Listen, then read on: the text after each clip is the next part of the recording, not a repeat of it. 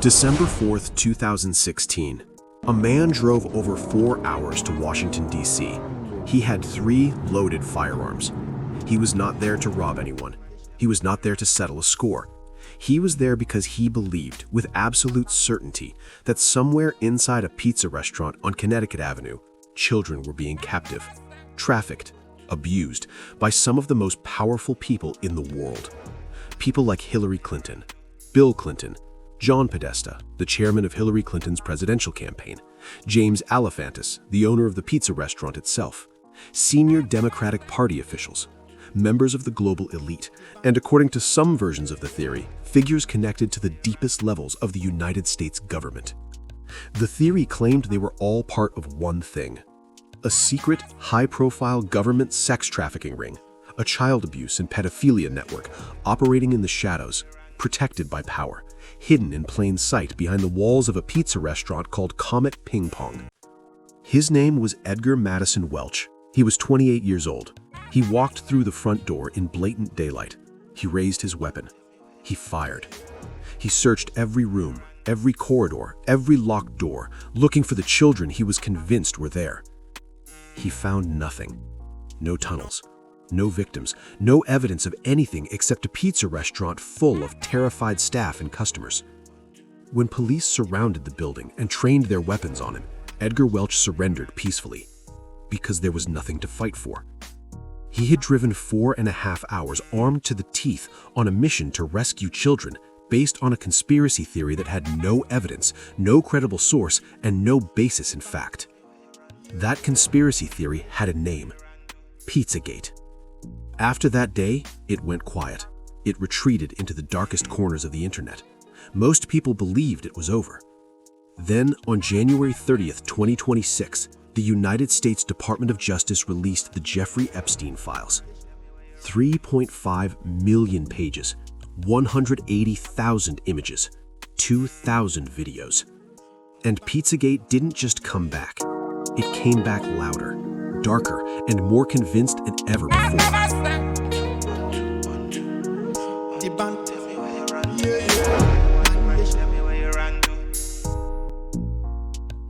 This time, the names were bigger. Trump, Obama, the British royal family, Elon Musk, Bill Gates, George Soros, world leaders, tech billionaires, intelligence agency directors. A network so vast and so powerful that, according to those pushing the theory, it had been protected for decades by the very institutions trusted to expose it. Millions of people saw the claims, the document numbers, the email subjects, the so-called proof hiding in plain sight inside official government files released by the United States government itself. The BKRanks team went through every single pizza reference in the official DOJ Epstein Files, every document, every email, every number that went viral. We cross-checked every claim. We read every file. We have the verdict. And we are about to show you exactly what those files actually say. Welcome to BKRanks. Let's get into it. To understand why millions of people lost their minds over pizza emails in a government document release in 2026, you have to go back to where it started. October 2016. The United States presidential election was 5 weeks away. Hillary Clinton versus Donald Trump, the most divisive election in modern American history. And then, a hack. It's just an hour ago, and we continue to go through it. WikiLeaks posted more than 2,000 additional emails from Hillary Clinton's campaign chair, John Podesta. This is the hashtag Podesta file, I think, online. That makes more than 4,000 so far, and we're learning from them that Mrs. Clinton talked about insider information. A cybersecurity firm linked to Russian intelligence broke into the email account of John Podesta, Hillary Clinton's campaign chairman. Tens of thousands of private emails were handed to WikiLeaks, and WikiLeaks published all of them. The emails were real, they were private, and they were public. What happened next was one of the most extraordinary examples of mass misinterpretation in the history of the internet. Online forums, primarily 4chan and Reddit, began combing through the emails looking for hidden messages, and they found something that to them looked suspicious: pizza. John Podesta liked pizza. He talked about pizza in emails. He made plans to get pizza. His friends talked about pizza. His brother talked about pizza. To most people, that is unremarkable. To the forums, it was a code. An online chart began circulating, claiming to be a decoded guide to the language used by elite trafficking networks. Would you mind just giving a basic recap of what this Pizzagate theory was and what we actually know about that story? These emails get dumped online full of everything that was in John Podesta's life. And John Podesta is a very powerful and connected man. And there was lots of stuff in those emails that was overtly concerning, politically concerning, geopolitically concerning. But people on the internet then started to notice these strange pizza messages, messages about, $40,000 worth of hot dogs or something like that being flown to DC for parties. Things that are just like, wait a minute. You think about it for just a moment and you realize that does not make sense. And overt references to children too. Like these kids ages like 7, 8, and 9, or I forget the exact ages, will be in the pool and it'll be heated and they will be there for, it's like, wait, what are we talking about? So people started to dig into what these weird emails were. And then they started to dig into the fact that there's certain pizza places referenced a lot, places where these people are going and hosting parties. They start to notice that this one pizza place in particular, Comet Ping Pong, which was a pizza place right in the heart of DC that was run by a very politically connected DC insider, boyfriend to the founder or owner of Media Matters. A bunch of strange coincidences. They start to notice all these strange coincidences around this pizza shop. And they noticed that the Instagram of this pizza shop is full of very disturbing images of children.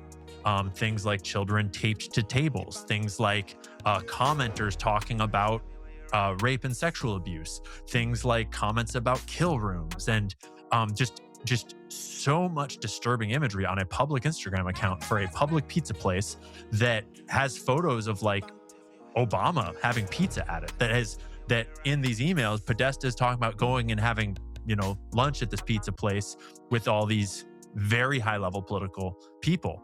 And it started to get very strange. And according to the chart, pizza meant girl, pasta meant little boy, cheese meant little girl, hot dog meant boy, ice cream meant male prostitute, walnut meant person of color, map meant semen, sauce meant orgy. Nobody knew where this chart came from. Nobody could verify it. There was no source, no evidence, and no named author. But it spread, faster than any fact check could follow. Suddenly, every email in the Podesta archive was being reread through this invented lens. A casual reference to ordering pizza for a meeting became a trafficking transaction. A dinner invitation at a pizza restaurant became a coded gathering of predators. An offhand mention of a little pizza in a personal email became evidence of child abuse. By November 2016, 1 week before the election, Pizzagate had a name, a mythology, and millions of believers. And then Edgar Welch walked through that door. After the shooting, platforms moved. Twitter, Facebook, and YouTube removed the most prominent Pizzagate content. The forums went underground. The theory fractured but never fully died. It lived in the dark, waiting. For nearly a decade, it simmered. It mutated. It absorbed new names, new targets, new claims. QAnon adopted it, expanded it, turned it from a theory about one pizza restaurant into a theory about a global satanic pedophile network controlling governments, media, and financial systems worldwide. Every time a high-profile name was connected to Epstein, the theory pulsed back to life. When Ghislaine Maxwell was arrested in 2020, it surged. When her trial produced a list of names, it surged again. And when the DOJ announced it would release the full Epstein Files, the forums, the accounts, the networks that had been waiting for a decade mobilized. They had one question. Would the files finally prove what they had always believed? On January 30th, 2026, they got their answer. Or so they thought. Because what happened next was not a revelation. It was the single greatest exercise in confirmation bias the internet has ever produced. And BKRanks is about to show you exactly how it happened, one document at a time. Because what those files actually contain is what this video is about. And you won't believe what showed up.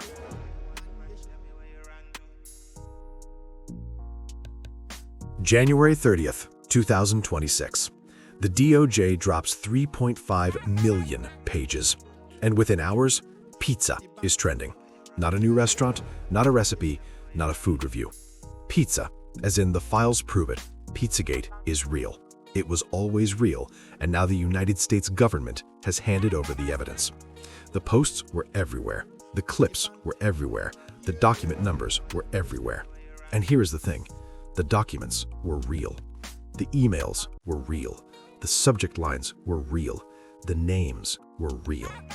But before we go through them, there is something this video needs to establish first, because this debate is not as simple as real versus fake, evidence versus nonsense, fact versus conspiracy. It is more complicated than that. Think about this. Say the words cream pie to a baker. They picture dessert. Say those exact same words in a completely different context, and the image that forms is nothing like dessert. Same words, completely different meaning. That is not stupidity. That is how language works. Human beings assign meaning to words based on their experience, their values, and what they already believe to be true. So when millions of people opened the Epstein Files and saw the word pizza, their minds did not go to a cheese and tomato base. They went somewhere else. Because for nearly a decade, they had been told that pizza was a code word, that it meant something that could never be written in plain text. And that belief did not come from nowhere. What we are here to do is show you the documents, both sides of the argument, and leave the conclusion where it belongs, with you. But first, the numbers need addressing. The figure that went viral was over 800 pizza references in the Epstein Files. That number is not what it appears to be. The DOJ released 3.5 million pages, not 3.5 million unique documents. Every reply in an email chain is logged as a separate entry. If one pizza email gets 5 replies, that one conversation shows up as 6 results in a keyword search. Strip out the duplicates and the number of unique pizza references drops below 300. Strip out the Papa John's receipts, the Pizza Hut orders, the staff lunch schedules, the catering logistics, and the number gets even smaller. Whether under 300 unique references in 3.5 million pages is significant, that's your call. Now let's get into the actual documents. For each one, here's what it is, here's what the conspiracy camp says, and here's what the plain text argument says. You decide. An email lands in Jeffrey Epstein's personal inbox. It's from Leslie Groff, his personal assistant. The subject line reads, Patsy's Pizza, Harlem. She writes, Karina says Tim Zagat recommends the best Patsy's Pizza is up in Harlem at 228 First Avenue. Karina and a colleague say they will go pick it up so it's ready when you return around 12:30. Tim Zagat, founder of the Zagat Restaurant Guide, one of the most respected names in food criticism in America. Now, 2 ways to read this. The plain text argument, Epstein had a personal assistant whose entire job was managing his life, his meals, his schedule, his logistics. Consulting a restaurant guide for a lunch recommendation is exactly what a personal assistant does. Patsy's Pizza is a real restaurant. It still exists today. This is lunch coordination. The conspiracy argument, this email goes directly to Epstein. His partner Karina is personally involved in the pickup. The level of coordination, the specific location, the timing around his return, and the personal involvement of his inner circle is exactly the kind of precision that to the conspiracy camp would not be necessary for an ordinary lunch order. September 30th, 2015. An email with a subject line that stopped the internet. Your pizza is yummy yummy. The screenshots went everywhere. The enthusiasm, the exclamation marks, the XO at the end. People were convinced this was a smoking gun. Here's what the document actually is. It's from Leslie Groff, Epstein's personal assistant, to Valdison Cochran. Cochran is confirmed as Epstein's personal chef across multiple documents in the files. And here's something important. Jeffrey Epstein is not in this email. His name does not appear in the to, from, or CC fields. This is a conversation between his personal assistant and his chef. We also have the reply. Cochran writes back in French, Merci Leslie, it's mi plaisir. Leslie responds, Merci beaucoup. The plain text argument, a personal assistant thanking a chef for a good pizza, a completely normal workplace exchange. The warmth reflects 2 staff who work closely together every day. Epstein is not even in the conversation. The conspiracy argument, when this document first went viral, the sender's name was fully redacted. Nobody knew who sent it. The enthusiasm felt disproportionate for a simple food thank you. And to those who believe pizza is code, the enthusiasm combined with a redacted sender raised immediate questions about what was actually being communicated. The document, both arguments, you decide. July 31st, 2014. An email arrives at Epstein's office. It's from Bobby Slayton, a well-known American stand-up comedian and a regular visitor to Epstein's social circle. He writes, "Holy shit, I'm sitting on the number Q subway making a pilgrimage to DeFara's Pizza in Brooklyn and then to Totonno's in Coney Island. Never been to either one. Then I need to find a good place for us tonight. The trifecta. I've never done 3 in a day." Staff writes back, "Jeffrey says he wants to go out to a pizza place with you." Bobby responds, "Sounds good to me. One can never have too much pizza." Now, 2 ways to read this. The plain text argument, Bobby Slayton is a comedian with a very publicly documented love of New York pizza. The restaurants he names, DeFara's, Totonno's, are real, legendary New York pizzerias. This email reads exactly like what it appears to be, a food-obsessed planning a big pizza day and meeting a friend for dinner. Now, the second document, July 4th, 2016. Bobby writes directly to Epstein's personal Gmail address. He talks about taking a month off work, dinners with comedian friends, a grief counselor visiting him in Montreal, plans to see Epstein in New York in August. And here is where both sides have something serious to say. Jeffrey Epstein pleaded guilty to soliciting prostitution from a minor in 2008. He was a convicted registered sex offender. Both of these emails were sent after that conviction, 2008 and 2016 respectively, 6 and 8 years later. The plain text argument, the pizza emails are food, full stop. Bobby Slayton has not been charged with any crime. He has not been named in any victim testimony. His friendship with Epstein, though deeply uncomfortable, does not make pizza a code word. The conspiracy argument, the question being raised is not whether pizza is food. It's why a public figure maintained a warm, personal, ongoing friendship with a convicted sex offender years after that conviction. The correspondence is not distant or professional. It's friendly, personal, warm, and it continued for years. 2 arguments, 1 uncomfortable truth that both sides agree on. Bobby Slayton maintained a close friendship with a convicted pedophile long after the conviction. What that means, you decide. Document EFTA 1325977, U9 Red Pizza Party. June 2nd, 2013. An email from Leslie Groff to Benjamin Moon, copying Ike Groff. Subject, U9 Red Pizza Party. When this subject line hit the internet, it exploded. And honestly, it's not hard to understand why. You're reading the files of a convicted pedophile. You see U9, you see pizza, you see party, and your mind connects those dots in the worst possible way. That's a completely understandable reaction. It's not irrational. It's pattern recognition operating in a context where pattern recognition is entirely reasonable. So let's address it directly. The email reads, "Hi Ben, great game today. Wanted to check and see if you might be available for a pizza party next Saturday after the friendly Darien game we're having." Other emails in the same thread reference match schedules, a coach's gift, and shopping for soccer clothes. The plain text argument, U9 is a standard age group designation in youth soccer, meaning players under 9 years of age. Red is the team color. Darien is a real town in Connecticut. The Darien Soccer Association is a publicly registered youth sports organization. New Canaan youth soccer records confirm U9 teams from New Canaan played matches against Darien. Leslie Groff lived in New Canaan with her husband Ike Groff, who is copied in this very email.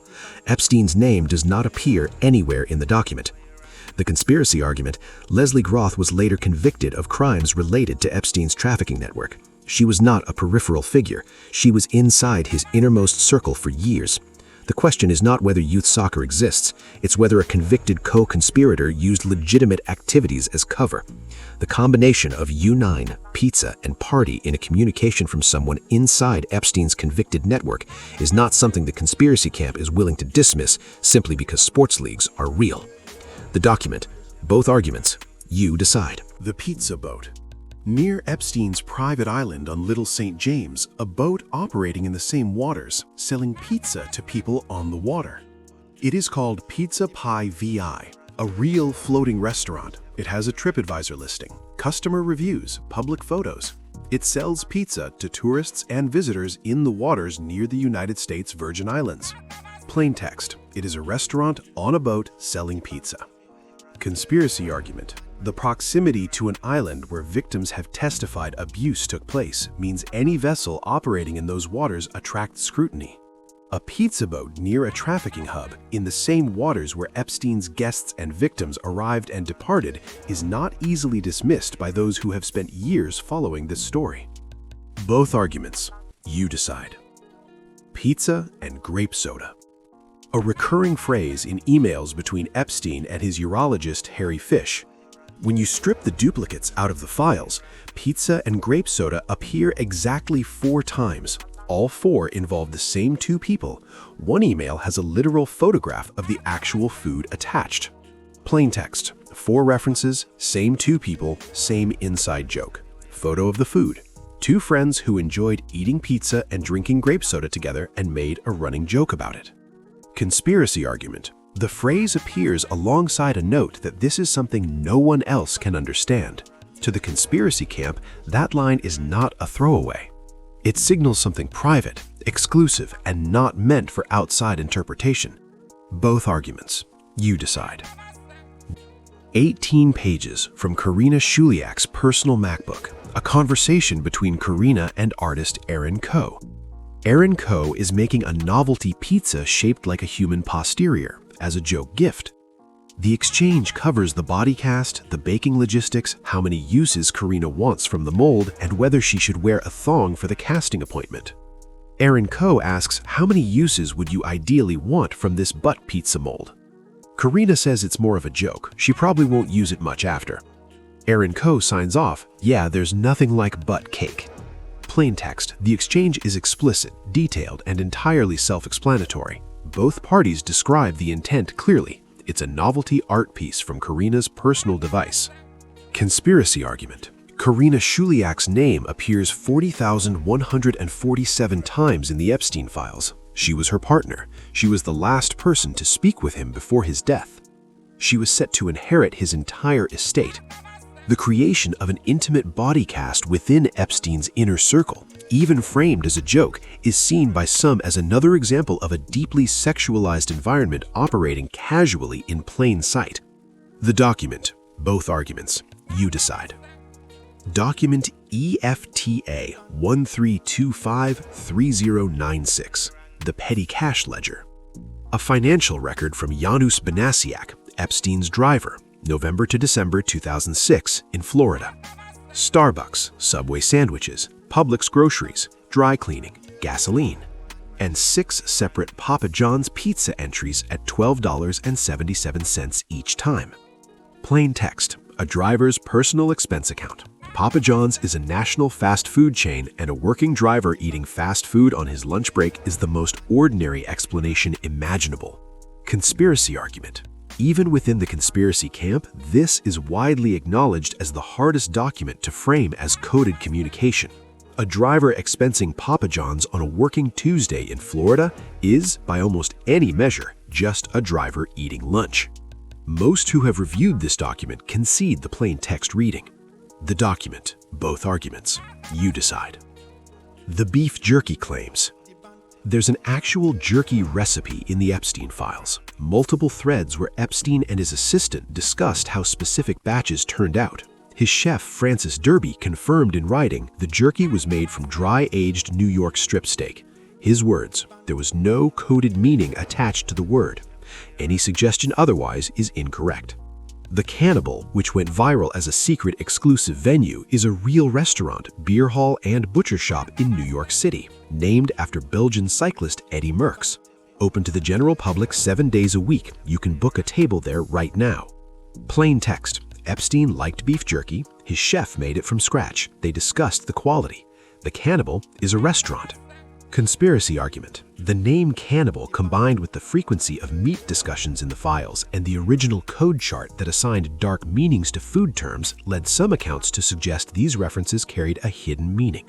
The chef's denial is noted, though some point out that a denial from someone inside Epstein's household carries limited independent weight. The document, both arguments, you decide. If you have made it this far into this video, you are exactly the kind of viewer BKRanks was built for. Someone who wants the full picture, not just the headline, not just the viral screenshot. If you're not subscribed to BKRanks yet, hit that subscribe button right now, because what comes next goes deeper than any pizza email, and you don't want to miss the next video. Subscribe to BKRanks, turn on the notification bell. We'll see you there.